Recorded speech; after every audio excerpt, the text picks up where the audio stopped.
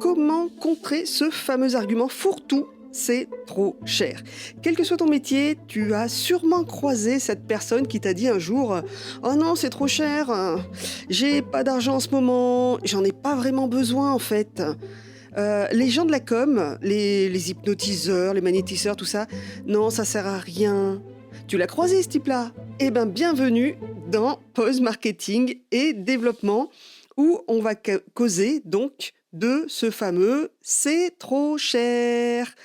Mon client me dit que c'est trop cher. Ça, en fait, je l'ai croisé sur un post, je crois que c'était un certain Ludovic qui disait voilà, mon client m'a dit que c'était trop cher. Qu'est-ce que je fais? Comment je fais? Et là, ça m'a fait un petit warning en me disant: «Ben oui, moi aussi, j'ai croisé ce genre de personne qui dit: "C'est trop cher, c'est pas ce qu'il faut, j'en ai pas besoin, le fils de la collègue de ma voisine, fait beaucoup mieux". Ça, je crois qu'on l'a tous croisé et on ne sait pas trop comment réagir face à ça. J'ai mis en place quelques techniques et donc aujourd'hui, je vais te livrer ces secrets dans Pause Marketing et Développement. Le premier très mauvais réflexe qu'on a, c'est qu'on se justifie. On veut justifier à tout prix son travail. Oui, mais c'est parce que je travaille bien, parce que je fais beaucoup d'efforts, parce que je travaille longtemps. Ça, c'est pas un argument face, en fait, à ton client. En fait, on se dit: «Bah, je vais faire une remise alors». Du coup, s'il trouve que c'est trop cher, je vais faire une remise. Non, si en fait, tu as passé tes nuits, tes week-ends à gamberger sur ce prix, parce que moi, c'est ce qui m'est arrivé au départ. Quand je me suis lancée à mon compte, trouver le prix qui me convenait et qui convenait au client, c'était difficile. Donc il y a différentes façons de gérer son prix, mais surtout, attention, ne pas paniquer face à cette demande de baisse de prix, de remise et essayer de se justifier sur tout ce qu'on fait. Parce que le but de si tu t'es mis à ton compte et que tu veux vendre, le but c'est d'en vivre quand même. Donc pour pouvoir en vivre, faut tout simplement que tu appliques tes prix et que tu les respectes. Donc attention, le prix, c'est pas parce que tu vas baisser ton prix que tu vas être plus aimé par tes clients, que tu vas être mieux reconnu. Aujourd'hui, baisser son prix, c'est pas la bonne solution. Tu auras toujours, toujours quelqu'un de moins cher face à toi. Si la personne en face de toi te dit: «C'est moins cher» parce qu'il cherche un bon prix, il trouvera toujours moins cher ailleurs. Donc qu'est-ce qui se passe, en fait, quand on en arrive là, avec ce client pas super sympa qui nous dit: «C'est trop cher». Donc on a passé du temps déjà à préparer un prix, à faire un prix juste et au début, on n'était pas vraiment sûr que ce soit comme ça. Moi, ça fait 14 ans que je suis à mon compte et c'est vrai que j'ai passé des fois des week-ends à faire des devis. Parce que tu sais pas combien de temps exactement ça va te prendre. Est-ce que tu fais payer à l'heure? Est-ce que tu fais payer à l'acte? Tu vas passer des jours à réfléchir, tu vas t'épuiser là-dessus parce que mentalement, ben, quand tu es le cul entre 2 chaises, tu fatigues beaucoup plus vite. Donc tu vas chercher, tu vas réfléchir et quand au final ton devis il passe pas, bah, déjà tu es en colère. Tu es en colère contre toi parce que tu te dis: «Beh, bordel, j'aurais pu faire un prix, meilleur, j'aurais pu mieux réfléchir, j'aurais pu faire ceci». Avec des «si», on fait beaucoup de choses et on est en colère aussi contre la personne en face qui nous dit: «Non, c'est trop cher». Il nous balance ça à la gueule, mais vraiment, poum, on se le prend en pleine patate. Et du coup, on se demande si c'est sa faute. Est-ce que c'est ma faute? Est-ce que c'est moi qui ai mal jaugé? Est-ce que c'est moi qui ai mal transmis les informations? Et c'est un peu comme si personne ne reconnaissait ta valeur. C'est difficile parce que même quand tu es dans un cabinet que tu proposes des prestations, ou avec un prix global, tu vois bien que ton concurrent, il a un prix en dessous ou l'autre, il a un prix au-dessus. Comment tu fais pour juger ton prix? C'est très difficile et donc tu as un peu l'impression qu'on juge ta propre valeur à travers ton devis et c'est vraiment ça qui fait mal, en fait, c'est que tu as l'impression d'être jugé. Or, déjà, un, ne pas accepter le jugement. 2, attention, c'est On a besoin de reconnaissance, on a tous besoin d'amour et tous besoin de reconnaissance, mais c'est pas ton client qui va te le donner et qui va accepter, qui va te donner de l'amour, de la reconnaissance. T'as pas besoin de lui pour ça. Donc attention, tu as de la valeur et toi-même, tu dois en être persuadé. Si tu as de la valeur, parce que tu t'es lancé à ton compte, tu as lancé une profession, tu as appris des choses, tu as voulu faire quelque chose de ta vie et en être le seul maître. Tu n'es pas un mouton chez un patron, tu as osé te lancer, donc tu as ta valeur. Tu sais faire des choses, tu as appris des choses. Tu as appris, moi j'ai appris à faire des sites web, j'ai appris le graphisme, tu as appris à être hypnothérapeute, tu as appris à vendre quelque chose, à avoir quelque chose avec tes mains. Tu fais quelque chose avec tes mains, avec ta tête et tu le donnes aux autres. Donc tu as de la valeur. Déjà, ne laisse pas c'est trop cher te casser ta valeur, te casser ton estime de toi. C'est vraiment, il y a peu de gens qui osent se lancer, donc bravo déjà et n'abandonne jamais à cause du premier prospect qui va te dire: «C'est trop cher». Celui-là, on le connaît tous, on en a tous, croisé et c'est bien ça le problème et ce dont tu as besoin, c'est déjà un de confiance en toi et 2, je vais te donner 3 types de méthodes pour contrer les objections de trop cher. Comment tu peux contrer cette objection de c'est trop cher que tu vas rencontrer, mais régulièrement en fait. Voilà, je te donne à la fin des petites techniques pour justement ne pas le rencontrer. Mais si tu l'as déjà en face de toi, je te dis comment faire. À la fin, je t'explique, tu verras, il y a 2-3 petites choses que tu mets en place. C'est top. Première chose, contrer comment c'est trop cher. Donc il y a 3 types de trop cher. Il y a le trop cher, il y a la personne qui va te dire: «J'ai pas assez d'argent». Parce que quand tu as un trop cher en face de toi, la première chose à demander, c'est pourquoi tu trouves ça trop cher? Pourquoi ton prospect trouve ça trop cher? Pose-lui directement la question. Qu'est-ce qui se passe? Essaye de comprendre ce qui fait dire à ton prospect que c'est trop cher. La première chose, c'est: «Ah, en ce moment, j'ai pas beaucoup d'argent». Bon, ça arrive à tout le monde, tu peux le comprendre. OK.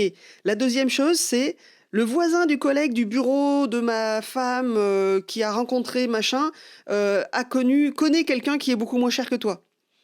OK. Ça, on l'a tous croisé aussi, surtout dans le dev. Moi, je le croise tous les jours. Je t'explique tout à l'heure comment contrer cet argument-là et est-ce qu'il faut le contrer. Et le troisième type de personne qui va dire c'est trop cher, c'est la personne qui cherche un rabais. C'est la personne qui va chercher à négocier à tout prix. Et effectivement, on l'a vu la semaine dernière, dans la perception du prix, le choix qu'on va faire, il y a la perception du prix. Et toi aussi, tu as des fois formulé intérieurement c'est trop cher. Donc on va voir qu'est-ce qu'il faut faire pour ne plus en souffrir en fait, ne plus passer des heures à faire tes devis pour se reprendre un revers comme ça, c'est trop cher. En comparaison de quoi suis-je trop cher? Ça, c'est la première chose à demander à ton prospect. Pourquoi tu estimes que je suis trop cher? Qu'est-ce qui se passe? Est-ce que tu as comparé mon produit à quelqu'un? Est-ce que tu as comparé mon produit, mon service à quelqu'un? On le fait tous les jours, nous-mêmes, comparer les choses. On compare notre fournisseur Internet quand on trouve qu'il est un petit peu cher pour pas grand-chose. On compare nos forfaits mobiles. On compare ce magnifique pull que j'ai vu, mais est-ce que je vais l'acheter? Est-ce que je ne le trouve pas trop cher moi-même? On compare même les biscottes dans les supermarchés. Donc tu vois bien que tout le monde est comparé.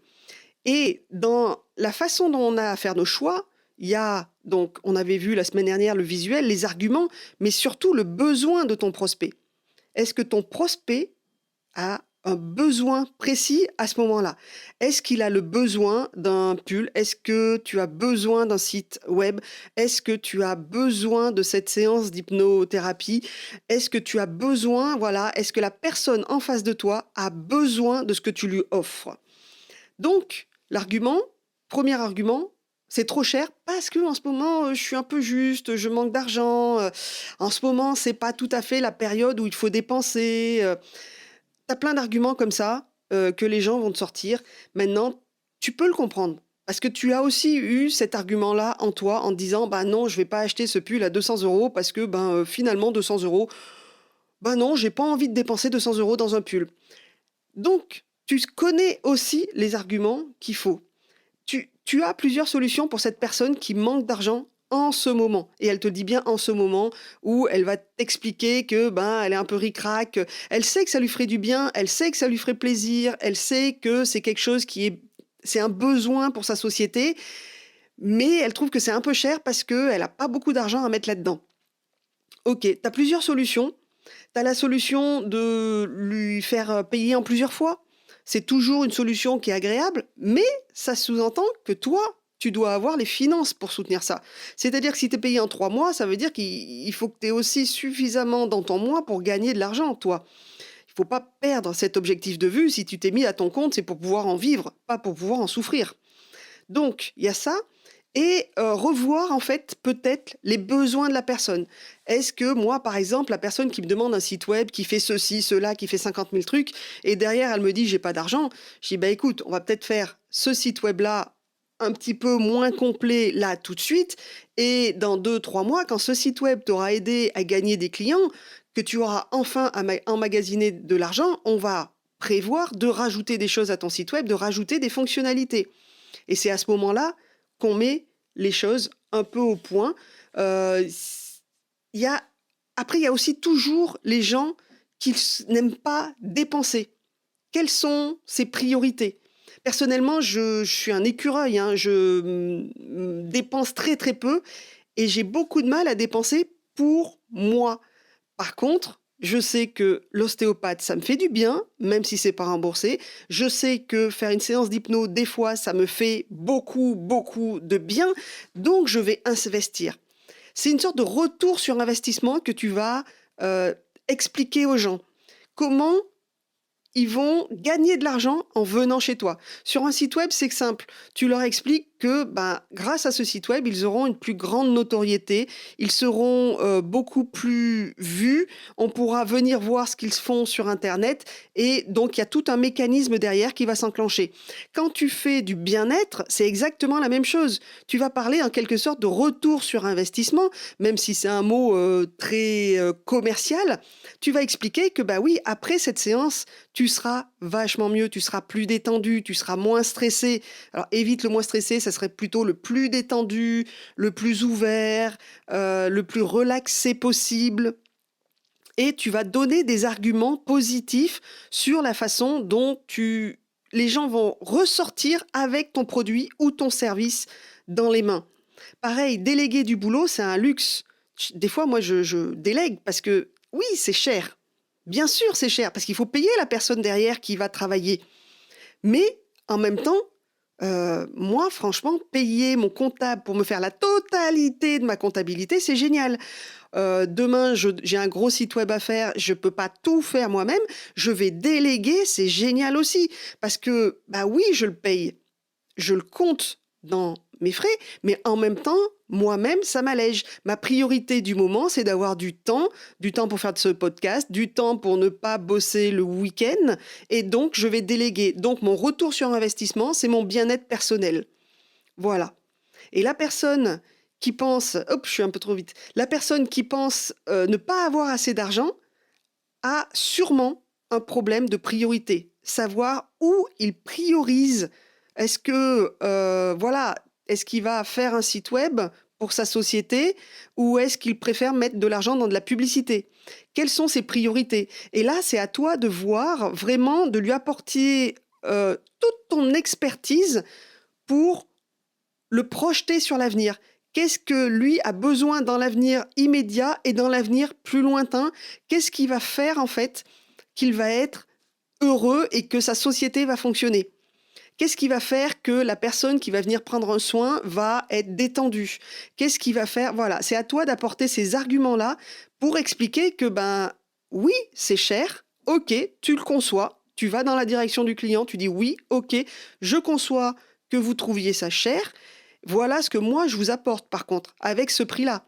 Je vous apporte la sécurité, je vous apporte la tranquillité d'esprit, je vous apporte un corps en meilleure forme, ainsi de suite. Et c'est toi qui va expliquer vraiment ce que ton service ou ton produit va amener au client. Et donc, est-ce que c'est vraiment trop cher ou est-ce qu'il a un retour sur investissement qui vaut le coup d'investir en fait vraiment dans ta solution.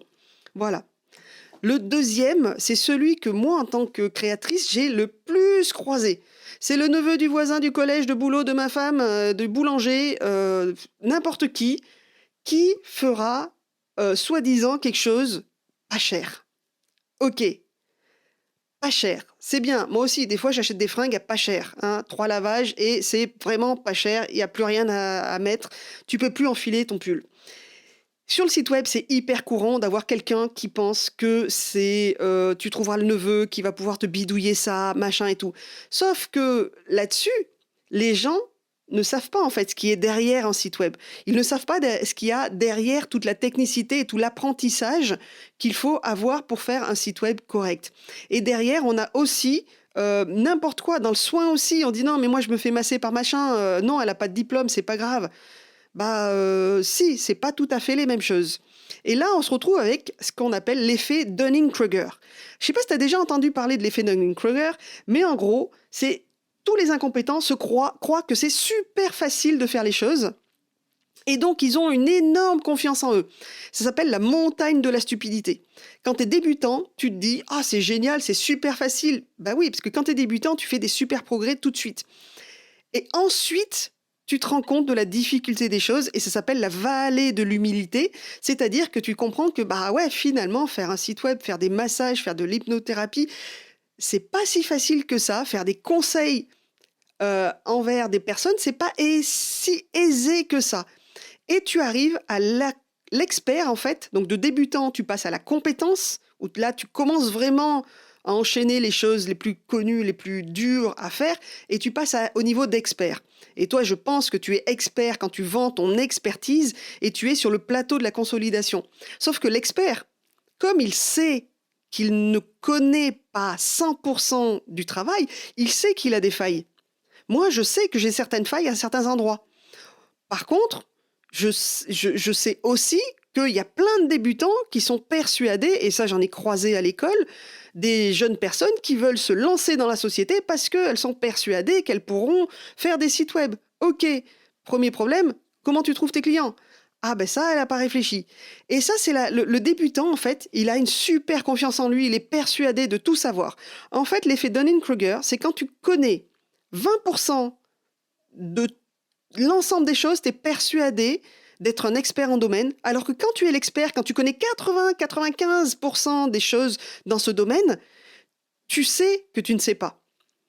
Et donc, en fait, ce qui se passe, c'est que le client qui va te dire je connais le petit-neveu de machin et tout ça, lui, il est débutant, il connaît rien, et le petit-neveu, à moins qu'il soit réellement à son compte, mais en général, on parle du gamin qui est en train de bidouiller sur Internet chez lui, il n'est pas au courant de vraiment le travail que ça nécessite pour avoir un site web qui fonctionne, un site web qui est vraiment opérationnel et qui va faire de l'œil au moteur de recherche, ainsi de suite. Donc là, on est sur des gens qui, de toute façon, ne reconnaîtront jamais ton savoir-faire. Donc, il y a une règle à retenir, c'est que si la personne, dès le départ, pense pouvoir avoir mieux pour moins cher, même si tu lui fais un travail, mais fantastique, même s'il signe avec toi, que tu lui fais un travail aux petits oignons vraiment personnalisé, ainsi de suite, au résultat, il sera toujours persuadé de s'être fait avoir. Alors que si tu bosses avec une personne qui est contente déjà de bosser avec toi, tu lui fais un travail, même s'il y a des petites choses qui ne marchent pas trop bien, sera toujours super satisfaite. Donc, la personne qui te dit « c'est trop cher, je connais le petit-neveu du voisin, de la collègue, de machin bidule chouette », tu dis « ok, moi personnellement c'est mon truc », je lui dis « ok, vas-y, donne-lui, tu verras le résultat plus tard ». Il y a toujours moins cher ailleurs. Aujourd'hui, on est en France, on sait que quand en société on rentre 100 €, on a à peu près entre 30 et 48 € à rendre à l'État. Forcément, tu as des personnes qui bossent à l'étranger qui seront toujours moins chères que toi. Tu as toujours des gens qui débutent et qui n'osent pas donner des vrais prix et qui vont donner des petits prix sur leurs prestations.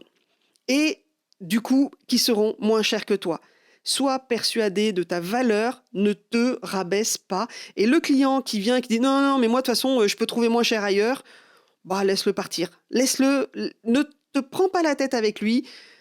Il n'est pas d'accord au départ. Si dès le départ, il est persuadé qu'il va se faire avoir, de toute façon, à l'arrivée, il va te reprocher de l'avoir eu. Laisse tomber. Passe à autre chose. On va passer à au troisième type de client. Le client qui a envie d'un rabais, qui a envie d'une remise commerciale. Et ça, moi, ceux-là, ils me font toujours marrer. Parce que ça me rappelle, en fait, un ancien patron que j'avais eu, qui faisait systématiquement dans les devis, moins 30, moins 40% à la fin. C'est-à-dire qu'il faisait son devis et il balançait moins. Mais comme vous êtes un bon client, je vous fais moins 30 dessus. Donc, effectivement, dans le prix du devis, il y avait déjà 30% en plus. Voire des fois même 50% en plus parce qu'il voulait négocier. Et il pensait que faire une remise de 30 à 40% dès le début, sans rien, tu connais pas le client, tu lui dis allez, je te fais 30%. Non, ça ne marche pas. Là, le client est persuadé de se faire avoir. Par contre, tu peux avoir des négociations, effectivement. Mais tu as toujours celui qui ne te connaît pas et qui demande le rabais, la remise commerciale. Moi, je mets les choses au clair dès le départ. Mon prix, il est comme ça et c'est un prix que j'estime juste pour le travail que je fais. Et là, je coupe court en fait à la négociation. Par contre, tu as toujours celui qui va te dire « Je prends 5 séances, donc vous me faites un petit prix. Ou alors, je t'en prends 10 d'un coup, mais forcément, tu vas me trouver une solution pour payer, pour ceci, pour cela. » C'est toujours quelqu'un qui a besoin de négocier. C'est un négociateur. Moi, j'appelle ça le négociateur. Ça fait partie, en fait, s'il ne négocie pas le prix, si sur 100 balles, il ne te négocie pas 1 euro, eh ben, il va avoir l'impression de se te faire avoir.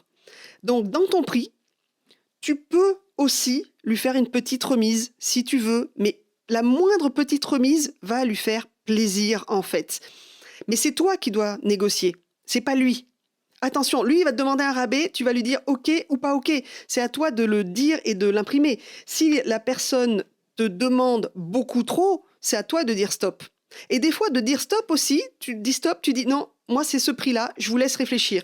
Et tu t'en vas et tu laisses le client revenir vers toi. C'est qui tout double, hein, mais ça prouve aussi que tu n'es pas prêt à balancer de l'argent comme ça par les fenêtres et de bosser pour rien, que tu n'es pas malléable et donc que tu as un certain caractère et donc le client va intégrer ce caractère, cette force de caractère a aussi de la connaissance. Donc c'est super bien pour toi en fait de finalement quand quelqu'un te demande une remise vraiment agressivement, tu fais stop. Moi, ça c'est le prix que je voulais, ça c'est le prix, pour moi il est juste, c'est exactement ce que je te propose. Tu négocies pas, tu te justifies pas, pouf, tu le poses là et tu t'en vas. Et là, c'est lui qui va revenir vers toi. Ou pas. Mais c'est pas grave. S'il revient pas vers toi, c'est vous deviez pas bosser ensemble. C'est que s'il revient vers toi, si tu bossais avec lui, c'est le client mécontent, bouh, le client qui fait la gueule, et que finalement, il fera la gueule à la fin, ou il va te demander toujours de rajouter des choses à ta prestation, perpétuellement. Donc, tu peux parler, voilà. Après, ce client-là aussi, la moindre petite remise lui fait plaisir, donc tu vas peut-être lui faire un petit geste commercial ou tu vas lui offrir quelque chose. Tu as différentes choses, tu peux lui offrir, voilà, moi c'est toujours l'histoire, j'ai toujours l'histoire du porte-clés d'une commerciale chez Peugeot qui me disait, si tu offres pas le porte-clés, les personnes ne t'achètent pas la voiture. Porte-clés, 3 euros, 1 euro même à l'achat peut-être, voiture, 10, 15, 20 000 balles. Si tu ne offres pas le porte-clés, ils ne t'achètent pas la voiture. C'est exactement ça. Donc, qu'est-ce que tu fais ? Tu vas lui offrir un petit truc. Tu vas lui offrir du temps supplémentaire. Tu vas rajouter quelque chose où tu vas lui marquer en gros offert, bonus. Voilà. Ça, c'est la petite astuce, en fait. Quand tu sens que le client va négocier, va essayer d'en vouloir plus, tu lui mets directement dans le devis une petite ligne en bas, offert. Alors, tu balances pas 30%. Hein. 30%, là, non, c'est trop. C'est beaucoup trop. Surtout si vous ne vous connaissez pas, si tu n'as jamais bossé avec lui, tu ne lui balances pas une remise de 30%. Mais tu peux lui faire un petit produit gratuit, tu peux lui faire un petit truc en plus, Par exemple, tu vas lui dire, ben voilà, je vous fais ce dossier, je vous remets le dossier en main propre et en plus, je vous remets le dossier en main propre directement imprimé, paraphé en 3 exemplaires pour vous, pour votre boss et pour la personne qui est concernée. Voilà, le petit plus que tu vas lui faire. Le petit plus sur le site web, ben, c'est assez facile à mettre. En plus, je vous crée votre adresse personnalisée. En plus, fais ceci, je fais cela. T'as toujours un petit plus à offrir. Même quand tu fais du service à la personne, que tu reçois par exemple en hypnothérapie, tu reçois les gens, tu dis, ben voilà, vous avez une serviette propre. À chaque passage de client, il y a une serviette propre qui recouvre le lit, parfumé, machin, bidule et chouette. Ça rassure la personne et c'est le petit, tu sais, le petit truc en plus qui fait que tu vas aimer la personne avant de l'avoir vue. Parce qu'il y a un petit geste envers toi, il y a le petit geste de sympathie qui fait que, bah, ah ouais, il y a le petit truc en plus, donc je vais retenir son offre. Tout simplement ça. Donc, la clé, par contre, comme je t'ai promis, la clé pour éviter tout ça, le trop cher, pas d'argent, machin et tout, c'est directement de le noter dès le départ dans ton devis ou dans la lettre qui va accompagner ton devis si tu ne peux pas voir la personne ou dans ton speech quand tu vas proposer ton devis, vraiment donner tous les avantages, mais alors pas les avantages par rapport à toi, les avantages de ton produit, de ton service par rapport à ton prospect. Toujours aller vers son besoin. En quoi tu vas contrer tous ces arguments-là, en fait, directement dans ton pitch. Contrer l'argument du « j'ai pas d'argent ». Contrer l'argument du « c'est trop cher ». Contrer l'argument de « c'est pas le bon moment ». Contrer l'argument de « moi, je veux négocier ». Tu vas directement dans ton pitch expliquer tout ça. Waouh, je suis en train de regarder le timer, j'ai encore explosé le temps. Donc, je t'ai fait, voilà, tu parles de tes valeurs, tu dis les besoins de ton client que tu combles, tu dis ce que tu apportes à ton client, pas par rapport à toi, par rapport à la vision de ton client. Bon, je te fais une petite fiche récap de tout ça. Je t'en mets 2-3 plus, un petit peu plus. Allez, le petit bonus, tu vas le télécharger, je te mets le lien quelque part de ci, de là. J'ai encore beaucoup parlé. J'espère que ça t'a plu. Et que tu vas partager cet épisode envers tous les petits jeunes qui commencent et qui ont très peur de leur prix et qui veulent à tout prix plaire à un client potentiel qui va les voir arriver mais très vite en leur disant ça je peux l'avoir pour moins cher avec un petit jeune qui va beaucoup bosser pour moi, donc je vais le faire baisser son prix, je vais lui dire tu es trop cher. Donc voilà, partage cet épisode, télécharge la fiche récap si tu en as besoin pour mieux te vendre et trouver tous les bons arguments. On se voit la semaine prochaine. Pense à liker, pense à commenter, pense à partager. Et on se voit la semaine prochaine pour un nouvel épisode. J'espère que celui-ci t'aura plu. À bientôt.